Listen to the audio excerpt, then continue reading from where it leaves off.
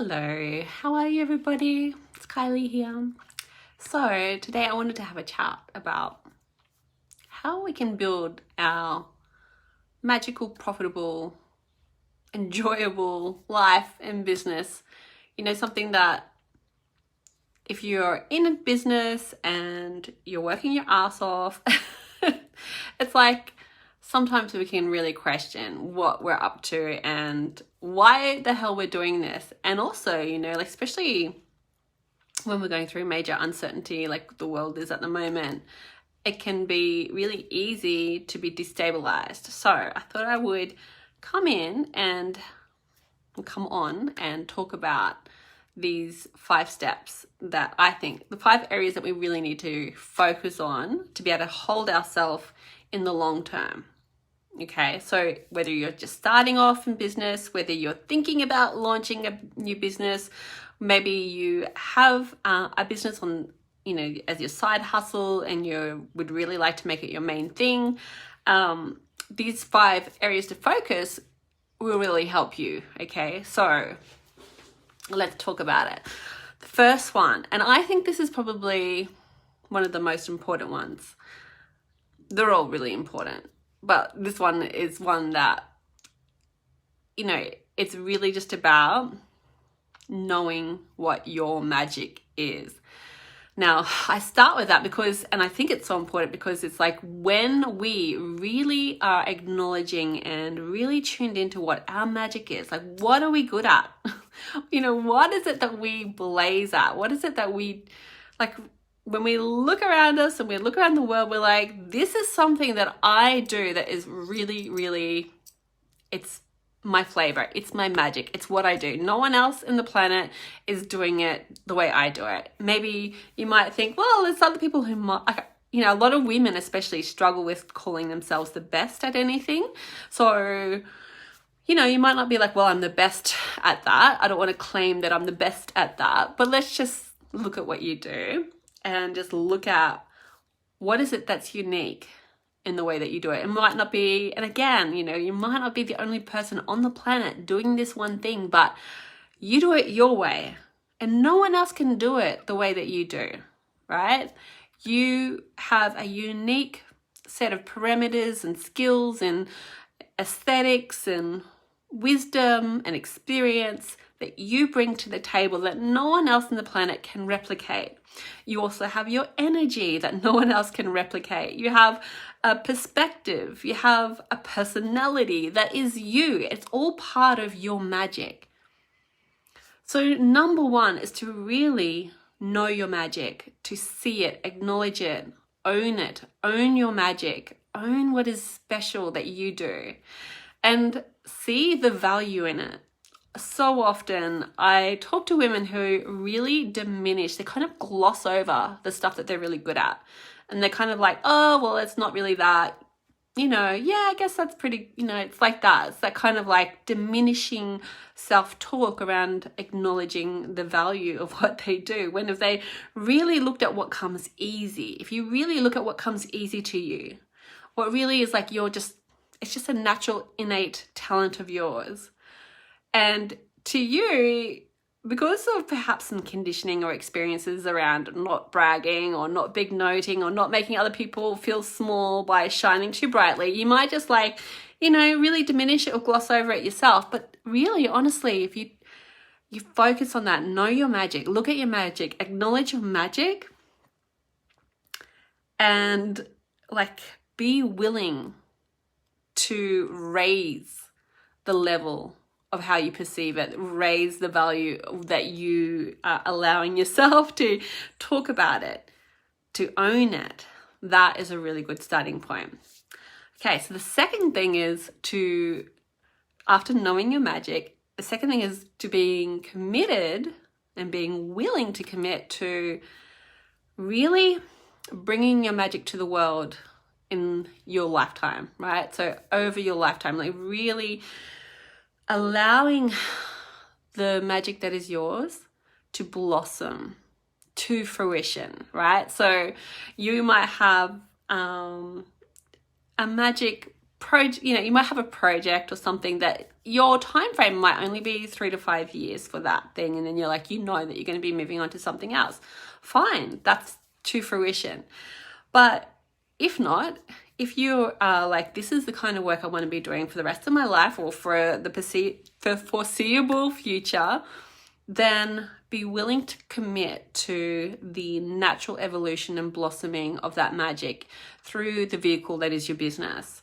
And so just allowing it to take as long as it takes, not putting all these like external pressures upon your talents, your skills, your magic, your purpose, your potential to be producing money right now, producing money, within a month, 90 days, 12 months, 3 years. Like for some of us, our magic is going to be something that takes time to blossom, to really find its form, to be expressed. Or it might be that, you know that where you're at is here, but you can see the potential for what your magic is to be like way, way, way up here, right? So that's going to be a journey. That's going to be a growth journey for you and your business to be able to bring and express your magic through your work, through your business, and allow it to grow and for your mastery of it to deepen. And so, the person who I am as a coach today is vastly different to who I was a year ago, and vastly different to who I was 3 years ago, right? And so I couldn't know what that was going to look like 3 years ago. I couldn't. But I could know what it was going to feel like to really be in alignment with this work that I'm doing, and just that feeling of this is the work, this is my magic, this is what I am here. And all of the, life adventures and misadventures that I've been through before now, right, that culminate in the body of wisdom and experience and skills that I have now that I can then share with my clients and share with my community. So, if I was to be like, it has to make money now, otherwise it's not worth it, or I should just go get a job, that's like a whole lot of pressure that is really undermining the work of a lifetime and the work that is the making of me, the making of who I am as a person, versus like, I've just got to get a job and just got to pay for my bills. We have to take care of our financial responsibilities, of course, but we can do that and keep the work that is our special brand of magic evolving, growing, and being expressed, bringing it to fruition. So that's the second area to focus on. The third area is having emotional intelligence in that process.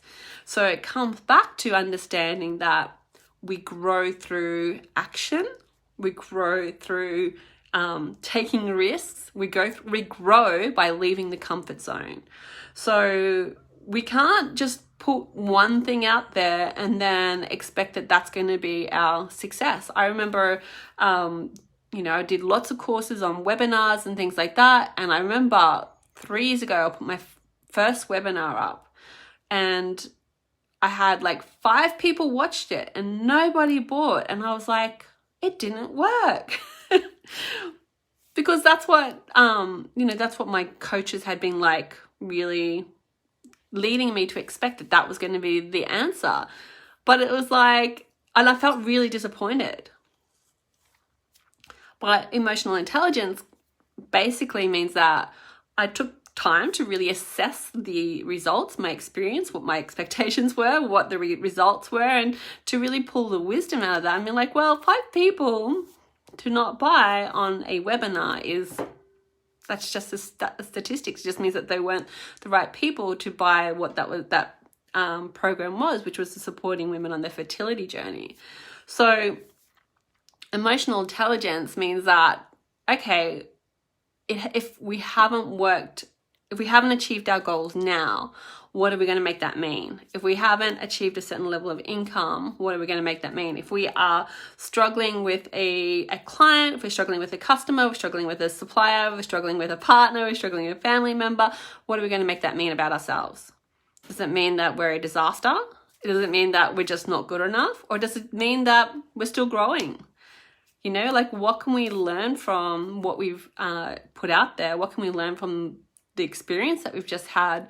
And how can we grow from that? And, you know, we are so conditioned to make meaning about who we are and our self-worth based on what we do. But if we can just have a level of emotional intelligence that says, I am worthy, you know, I was born worthy and nothing has changed. I am worthy. And I am a worthy human who is up to creating transformation and impact through my business. And this is the work that I do. And I'm worthy regardless of the outcome. I am good enough regardless of the outcome. I'm a great coach, a wonderful healer.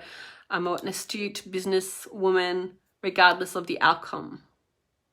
So we do not measure our worth based on a number in our bank. We do not base our worth on our revenue, but we track those things because that's part of running a business. It's just a skill, but we don't. Emotional intelligence means that we don't make it mean things about who we are and how good we are, what kind of person we are. So the fourth area to focus on is to step into self-leadership. Now, this can be really tricky for women because we really have been culturally conditioned to be the supporting role. We are the woman, the good woman behind the good man. You know, it's like I know my 7-figure business that was with my ex-husband. I was the woman, the machine driving that business behind the scenes, and I supported him to be the star. He was like the front man. He was like if we were in a band, he was like the lead singer, and I was doing everything else. And it was just like one of the lessons that I've gained from that whole experience is that I am the star of my own show, right? And when we cultivate self-leadership, then we're making decisions. We're taking responsibility for everything that's showing up in our life. We're taking responsibility for our health, our mental health, our emotional state and well-being. We're taking responsibility for the results that we're experiencing in our business and our finances and, you know, with our clients, with our achieving our goals. And we are leading ourselves through the fears. So no one has to be sure about anything that we're doing other than us. You know, the only person who needs to be sure about a direction that I'm heading in, about an offer that I'm making, about the work that I'm doing, the only person who needs to be sure is me. The only person who needs to feel good about it is me. And so self-leadership means that I will do what is right for me. I will recognize where my needs are. I will recognize where the gaps are, and I will take action to address those things. And I will meet my needs for myself. I'm not going to rely upon other people. I can make requests of people. I can outsource. It's different to like being codependent and needing someone to approve of me, needing someone to validate an idea for me, needing someone else to see how good I am as a person. As someone who is committed to self-leadership, I do that for myself. So that means that I'm not asking for permission from a partner. I'm not asking permission from my friends, my family, my colleagues, my teachers, my own coaches. I'm not asking permission from them to make a decision, to try a different tact. I make the decisions myself. So I am a self-leader. That means I take responsibility for the outcome of those decisions and I learn from them, right? So if I make it as a self-leader, if I make a decision and it pans, like the results are like boom, boom, and it wasn't what my coach had suggested or it wasn't what someone had advised me to do, that's okay. I get to learn from that and I've trusted my instinct, right? I'm not going to go then back, and this combines with the emotional intelligence, I'm not going to then go back and like whip myself and beat myself up for making a decision that bombed. I'm going to be like, interesting. What have I learned from this? Why did I feel so committed to doing this way? Or why didn't I get the results that I wanted? Why didn't I get the results I had hoped for? What else could I have done better?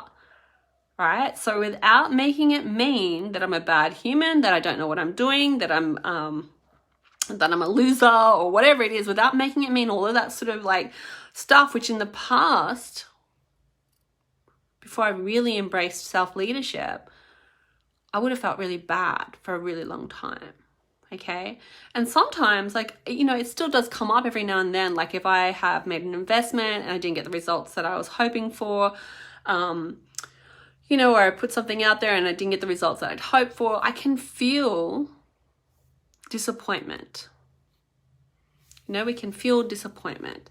But disappointment is not the same as making meaning that I'm a disaster. Disappointment was just like, oh, I didn't achieve the goal that I had hoped. Okay. We can like parent ourselves, lead ourselves through that. We're not going to like try and not to feel disappointment. It's not the end of the world. The sky is not going to fall if we feel disappointed. The sky is not going to fall if we fail completely. The sky's not going to fall. The sun will rise the next day and we'll have another opportunity. But if we make it mean that it's drastic, it's the end of the world, that life is over, then that's a whole lot of meaning that isn't actually true, because the sun doesn't stop rising and falling based on something that we did or didn't do.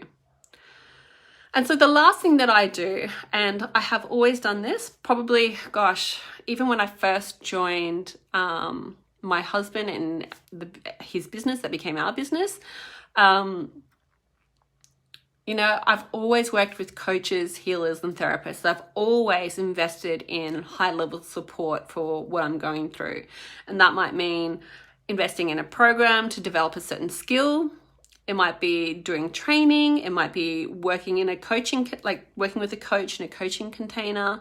I've done year-long masterminds. I've done obviously lots of training, self-development for myself to upskill and also to be qualified to do the kind of work that I do. But even now I have monthly coaching with one-on-one coaching, as well as group coaching that I receive. I'm in the group getting coached. And I also am in 3 high-level coaching containers, 3 different ones, because they each serve different flavors of the type of business business areas that I'm upskilling in. So this is, substantial investment of time and money that I put into developing myself, to constantly pushing myself to evolve and grow, and not so much pushing, but really supporting that process, so that, that drive to grow and expand is being nurtured with really high quality input. And that's why I can say, I can look back over the last 12 months and be like, I have grown so much. I have changed so much. I've experienced tremendous growth in my business. Things have changed so much. And that is directly related to the fact that I'm supporting that evolution to grow, that desire and drive to grow. I've supported that with high level coaching. So those are my 5 tips. We've got to know your magic, know what your magic is. Honestly, really see your magic for what it is, unpack it, and be willing to give yourself the lifetime, the time that it needs to be fully expressed, that your magic gets to be birthed and shared with the world. That is your gift. That's your legacy. And we each have something that is our legacy. And it's legacy sounds like such a big word, but honestly, it's the little tiny drops of gold, that you share with your clients, you share it with your family, your friends, your community. And that is that's the gift. And the world needs more of us sharing our legacy, our heart gifts. And so that's the second one, emotional intelligence, to be able to navigate choppy waters when life is uncertain, when life is tricky, when business is challenging, when clients are challenging. We need to have emotional intelligence to be able to have the resourcefulness, have the resilience to continue to grow and show up. And then to cultivate your self-leadership so that you're taking responsibility for your needs, your preferences, your desires, that it is your needs, preferences, desires, your opinions that is guiding you, that you're making the decision, you're taking responsibility for the decisions you make. And that way you're learning, and you're learning to trust yourself, you're learning to believe in yourself. And that is such a powerful stage of growth when you can get to that point where you're like, I honestly trust myself. I believe in myself. And you know what? Just that one alone, it's so powerful, because when you are living your life from a place of, I trust myself, I believe in myself, I know that, I know that I'm worthy. I know that I have something that is magic that the world needs, that wants to be expressed through me. That changes the quality of your life. Until then, you're like diminishing, you're apologizing, you're pleasing. You're like fitting in, you're accommodating, you're allowing. You are not leading. You're not powerfully showing up to your life and being the star of your own show. And like when you do, it's just so much more fun. Life is more fun that way. And then the final one is to invest in high-level coaching. Now, I think I might make another video on this one, but I do want to say that it has taken a while for me to really own that I am a business coach, really, to be comfortable with that. Because I had this big story that said business coaches have to deal with spreadsheets and like businessy stuff and like blah stuff, and all that shit's really boring, right? But what I teach in my signature program, Boss Lady Empire, it's like really about business custodianship, for the foundation of your business, and you stepping into self-leadership, right? So it's like the two. It's like you become a powerful, kick-ass woman, the boss lady, right? And then it's like how to really lead your business, how to hold your business, to be the custodian for your business, which is basically the vehicle for your special brand of magic to come out into the world. That's the program. So it's like very, very grounded business skills, tools, and trainings. And then there's like, very, very deep core personal development. So it's a bit of both, right? And that's what my clients, the women who are drawn to work with me, they love the both, the two things, right? And so it's just hilarious because I help my clients to grow their business. I help my clients to really like open up their vision of their business and what a magical gift it is. And, it changes the trajectory of their entire life. Once they come into that program and come out, the transformation that happens, the way they're holding the business, it's very, very different. Without any boring, basic, blah-de-blah, blah-blah business shit. It's like, oh, hallelujah. So yeah, I completely am owning that I am a business coach. I am a light worker business coach. I'm a transformational business coach. I'm a business coach who also really helps you to go deep into the emotional healing and, to destroy the self-sabotages around like imposter syndrome and people pleasing and procrastination and perfectionism and all of the other ones as well. It's like whatever your flavors are, we can change that. We need to change them. We need to like get that shit out of the way, right? It's like that stuff is done so that you can really, really take your life and your business to that whole other level where you're playing in the realm of your magic. And that is such a special place to be.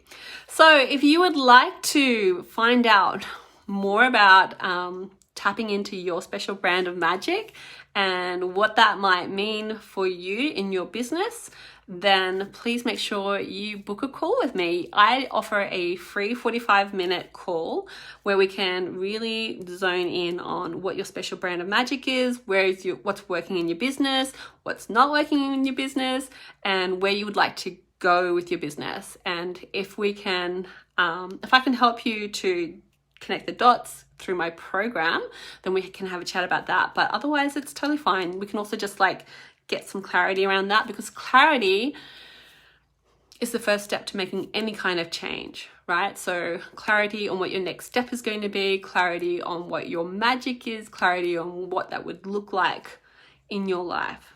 Okay, so I will pop the link below this video. If that's something that you would be interested in, please just, either click on the link and make a time, or send me a message. Otherwise, I will see you on the social medias. All right, bye.